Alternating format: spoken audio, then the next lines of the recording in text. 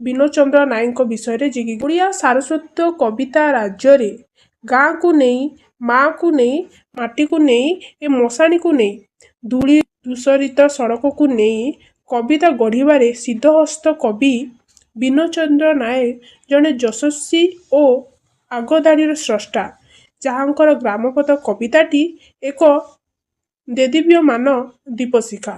କବିଙ୍କ ପ୍ରଥମ ପାଦ ପଡ଼େ 1919 ମସିହା ସୁନ୍ଦରଗଡ଼ ଜିଲ୍ଲା ତେଲିପାଲି ଗ୍ରାମରେ। ଏକ ସୁନ୍ଦର ପ୍ରାନ୍ତୀୟ ପଲ୍ଲୀ ଘେରାରେ ତାଙ୍କର ବାଲ୍ୟ ଯୌବନବସ୍ଥା ଅତିବାହିତ ହୋଇଥିଲା, ଯାହାର ସ୍ପଷ୍ଟ ପ୍ରତିଫଳନ ଗ୍ରାମପଦ କବିତା। କବି ବିନୋଦ ଚନ୍ଦ୍ର ନାୟକ ପାଟନା ବିଶ୍ୱବିଦ୍ୟାଳୟରୁ ଉଭୟ ଇଂରାଜୀ ଓ ଓଡ଼ିଆରେ ସ୍ନାତକୋତ୍ତର ଉପାଧି ଲାଭ କରିଥିଲେ।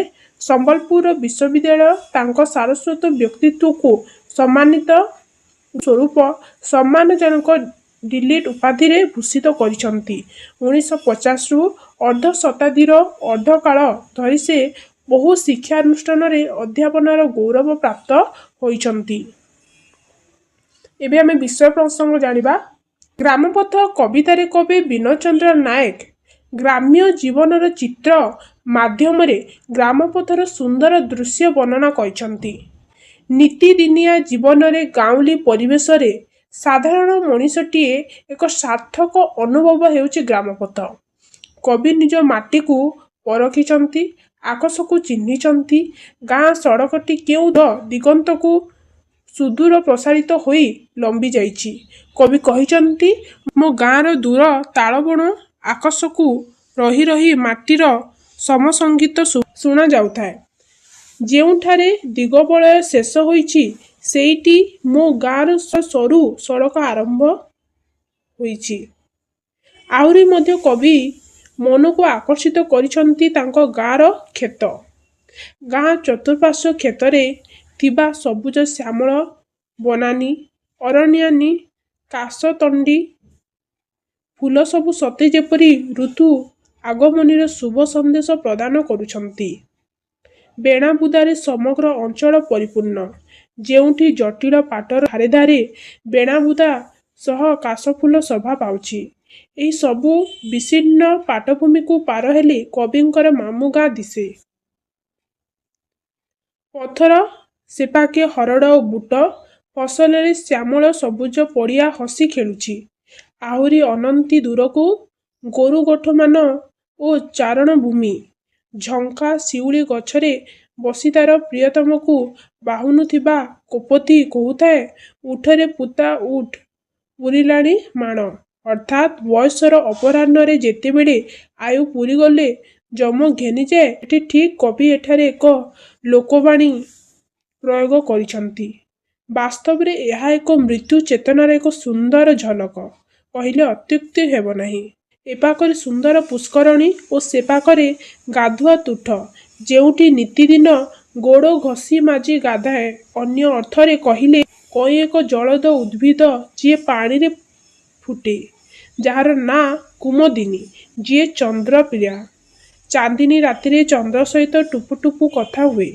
ସେ ଫୁଲର ପୋଖରୀ ଗାଧୁଆ ତୁଠର ବର୍ଣ୍ଣନା କରି ସତରେ ତାଙ୍କର ପଲ୍ଲୀଭୂମି ପ୍ରତି ପ୍ରେମର ଗଭୀରତାକୁ ବ୍ୟକ୍ତ କରିଛନ୍ତି।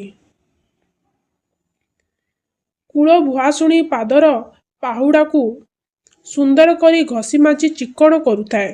ତାର ମୁକୁଳା କଳା ରଙ୍ଗର କେଶଗୁଚ୍ଛକୁ ଆହୁରି ସୁସ୍ଥ ଓ ସୁବାସିତ ରଖିବା ପାଇଁ ବେଣୀରେ ମେଥିତିଣ ଧୋଇଦିଏ।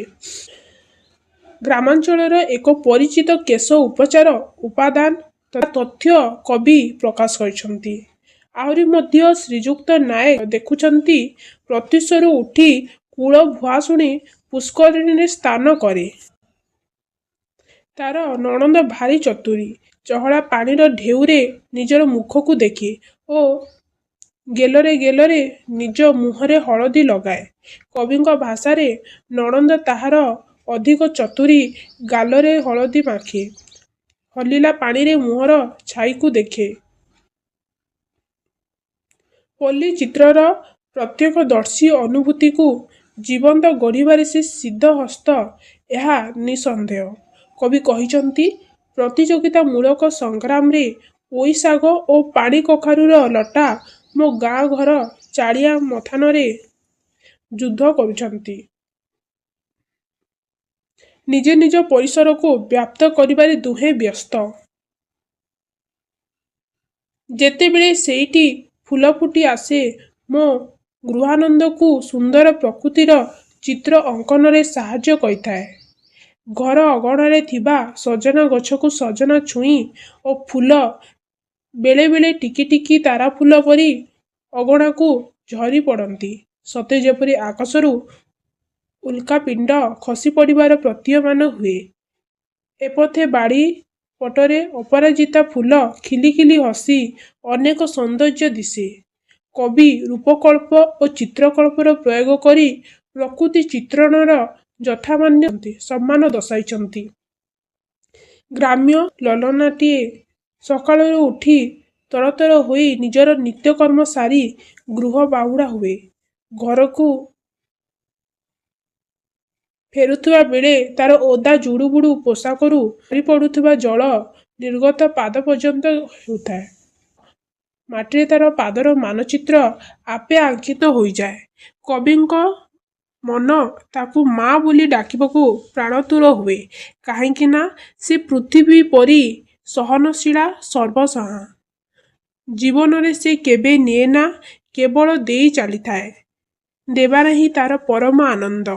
ତାର ନୟନ ଯୁଗଳେ ଶହ ଶହ ଯୁଗର କରୁଣ ବେଦନା ଲେଖା ହୋଇଥାଏ।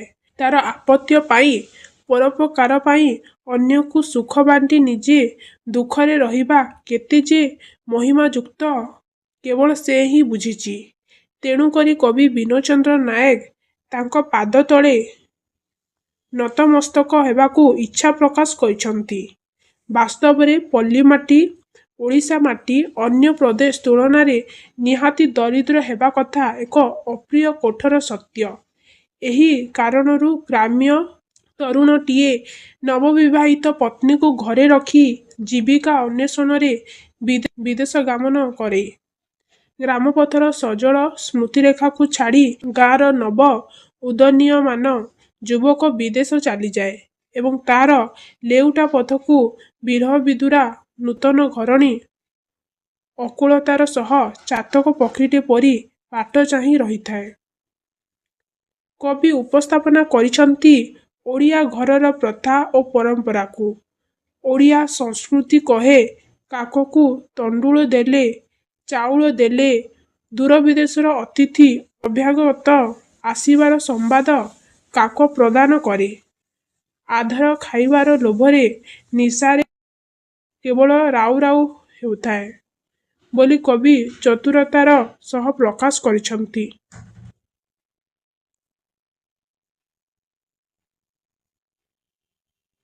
ଗାଁ ମୁଣ୍ଡରେ ବସିଥିବା ବୁଢ଼ୀ ଠାକୁରାଣୀ ନବାଗତା ତରୁଣୀ ବେଦନା ବୁଝେନା। କେତେ ମୁଣ୍ଡ ପିଟିଛି ପଥର ଦେହରେ ପତିଙ୍କ ଶୀଘ୍ର ଫେରିବାର ପ୍ରାର୍ଥନାରେ। କବି ନିଜ ଗ୍ରାମ୍ୟ ପରିବେଶର ଏକ ସୁନ୍ଦର ଦୃଶ୍ୟକୁ ଅବଲୋକନ କରି ଚମତ୍କାର ବକ୍ତବ୍ୟଟିଏ ଅବତାରଣା କରିଛନ୍ତି। ଏହି ପଥରେ ହିଁ ତ ନୂତନ ବଧୂଟି ବୋହୂ ହୋଇ ଆସିଥାଏ। ତା ବୁକୁରେ ସମସ୍ତ ଅନ୍ତରର ବେଦନାକୁ ଚାପି ଧରି ସ୍ନେହ, ମମତା ଓ ସୁଖର ମଧୁକୁ ବିତରଣ କରେ। ସମସ୍ତଙ୍କ ପାଇଁ ସେ ହୁଏ ସ୍ନେହଶୀଳା, ଆଦରଣୀୟ। ପୁଅ, ଝିଅ, ନାତି, ନାତୁଣୀ ସମସ୍ତଙ୍କୁ ଛାଡ଼ି ସେଇ ପଥର ଧାରେ ଧାରେ ଛ କାଠ କୋକଇରେ ମଶାଣି ପଦାକୁ ଯାଏ। ତେଣୁ କବି କହିଛନ୍ତି, ଯିଏ ଗାଁକୁ ଆସେ ଏ ପଥ ତାର ସାକ୍ଷୀ ଏବଂ ଯେ ଚାଲିଯାଏ ତାର ଚିରଦିନର ସହୃଦୟର ସଖା ପ୍ରାଣ ବନ୍ଧୁ। ଯଥା ଆସିବା ଜନର ସାକ୍ଷୀ ଏ ପଥ, ଫେରିବା ଜନର ବନ୍ଧୁ। ଘର ରୂପେଲି ଜ୍ୟୋତ୍ସ୍ନା କିରଣ ଏ ପଥକୁ ଯେତେବେଳେ ଛୁଇଁ ଛୁଇଁ ଯାଏ, ଅପରୂପ ସୌନ୍ଦର୍ଯ୍ୟରେ ପରିପୂର୍ଣ୍ଣ ହୋଇପଡ଼େ କବିଙ୍କର ଜନ୍ମଭୂମି। କୁମାର ପୂର୍ଣ୍ଣିମାର ସେ ଦ୍ୱିତୀୟ ଜହ୍ନ, ଯେଉଁ ଜହ୍ନ ଜ୍ୟୋତ୍ସ୍ନାମୟ ଓ ମୟ କୁମାରୀମାନଙ୍କ ମିଳିତ କଣ୍ଠରେ ପଲ୍ଲୀ ମାଟିକୁ ବେଶ୍ ରୋମାଞ୍ଚକ କରିଥାଏ। ସେ ଦେଖୁଛନ୍ତି ରାତିର ଶୟନ ପାଇଁ ତରୁଣ ଯାଏ ଜଗିବା ପାଇଁ ଫସଲ ସୁରକ୍ଷାରେ। ସବୁଜ ପ୍ରାନ୍ତର ଡେଇଁ ଡେଇଁ ଭସାଣୀ ମେଘର ଛାୟା ଏ ମୁଣ୍ଡକୁ ସେ ମୁଣ୍ଡକୁ ଭାସି ବୁଲୁଛି ବୋଲି ନିଶ୍ଚିତ ଭାବରେ ଋତୁର ଏକ ଦୃଶ୍ୟକୁ କବି କଲମରେ ରୂପାୟିତ କରିଛନ୍ତି। ଅନ୍ୟ ଏକ ସ୍ମୃତିର ଫୁଆରକୁ ଫିଟେଇ କବି ଲେଖୁଛନ୍ତି, ଗାଁର ଆଲୋଡ଼ା କିଶୋରୀଟିଏ ମାଆକୁ ଛାଡ଼ି ତାର ପରିଚିତ ବିଲ ବଣ ପଥକୁ ଛାଡ଼ି ଚାଲି ଯାଉଥିବାରୁ ତାଙ୍କ ମାଆଙ୍କ ଆଖିରେ ଅମାନିଆ ଲୁହ ବୋଲି ମାନୁନାହିଁ। ମା ତାର ଆଖିର ଲୁହକୁ ପଣତରେ ପୋଛୁ ପୋଛୁ ଅନ୍ୟ ଧାରେ ଲୁହ ଅନବରତ ବହି ଆସନ୍ତି। ମାନେନି ସତେ ଯେପରି ସେ ବନ୍ୟା ରଚନା କରିବାରେ ପ୍ରତୀକ୍ଷାବଦ୍ଧ। କବିଙ୍କର ଭାଷାରେ ମା ପଣତେ ବନ୍ୟା ରଚଇ ଅମାନିଆ ଆଖି ଲୁହ, ଛାତି ଫାଟିଯାଏ କ୍ରନ୍ଦନେ ତାର ବିଧାତା କି ପାଇଁ ଏ ବିଧାନ କଲା କୁହ। ଅଯୁତ ଯୁଗର ସ୍ୱପ୍ନର ସ୍ମୃତିକୁ ଏ ପଥ ତାର ଛାତିରେ ଚିରି ଲେଖିଥାଏ।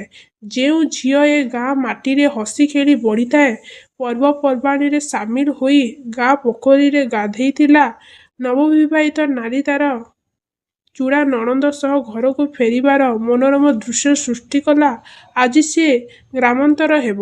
ଗ୍ରାମର ଶାଗୁଆ ରଙ୍ଗର ବିଳନରେ ଏ ପଥ ବେଳେ ବେଳେ ଶିଶୁଟିଏ ପରି ଘୁମେଇ ପଡ଼େ। ଆକାଶର ଅଗଣାରେ ସତେ ଯେମିତି ଏକ ଛାୟା ପଥଟିଏ ତିଆରି କରିଛି। ଗ୍ରାମ୍ୟ ଝରଣାକୁ ଆଲିଙ୍ଗନ କରି ସତେ ଯେମିତି ଏ ପଥ ସ୍ୱର୍ଗର ସୀମାକୁ ଅତିକ୍ରମ କରିବାରେ ବ୍ୟସ୍ତ ପ୍ରତୀୟମାନ ହୁଏ। ସନ୍ନ୍ୟାସୀଟିଏ ସଂସାରର ସମସ୍ତ ମାୟା ମୋହ ଲୋଭ ଭୋଗକୁ ବର୍ଜନ କରିବା ଦୃଶ୍ୟ କବିଙ୍କ ଗ୍ରାମ୍ୟ ପଥ ମହାଶୂନ୍ୟରେ ବିଳୀନ ହେବାକୁ ଚାହେଁ।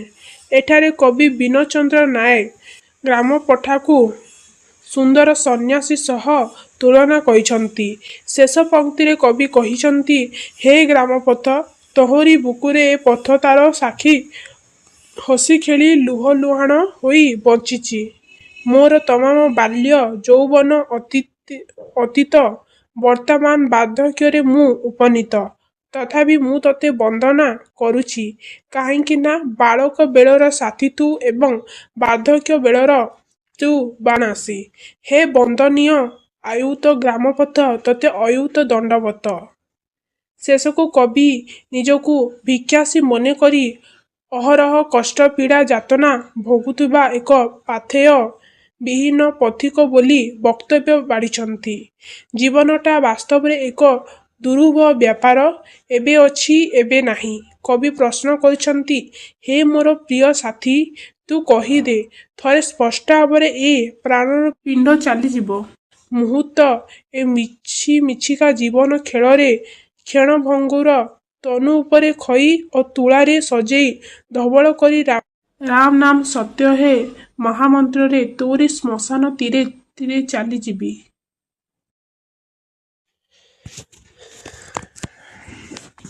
ଏହା ଥିଲା ଗ୍ରାମପଥର ସମ୍ପୂର୍ଣ୍ଣ ସାରମର୍ମ। ଏହା ହେଉଛି ସବୁଠାରୁ ଇମ୍ପୋର୍ଟାଣ୍ଟ ନୋଟ୍ସ। ଏହାକୁ ପଢ଼ିଲେ ତମେ ଯେକୌଣସି ପ୍ରଶ୍ନ 1 ମାର୍କ 2 ମାର୍କ 3 ମାର୍କ 5 ମାର୍କ କି 8 ମାର୍କ ଆସୁ ତାହା ତମେ ଲେଖିପାରିବ। ଆଶା କରୁଛି ଏହା ତୁମମାନଙ୍କୁ ଭଲ ଲାଗିଥିବ। ଭିଡ଼ିଓଟି ଭଲ ଲାଗିଥିଲେ ଭିଡ଼ିଓକୁ ଲାଇକ୍ କର, ସାଙ୍ଗମାନଙ୍କ ସହିତ ସେୟାର କର ଓ ଚ୍ୟାନେଲକୁ ସବସ୍କ୍ରାଇବ୍ କର।